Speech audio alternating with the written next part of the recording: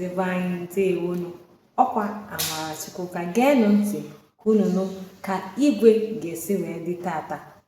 Otu a ka eluigwe ga-esi wee dị n'ụbọchị nke tata. Igwe ga-abịa dịka urukpu adị n'elu. Ọkụtabaza ihe dịka elekere 4, mmiri dịkwa ka ọ ga-ezo. Gekwa ntị, asị m na mmiri dịkwa ka ọ ga-ezo. Asịkwana na Amarachukwu sị na mmiri ga-ezo. Mmiri dịkwa ka ọ ga-ezo.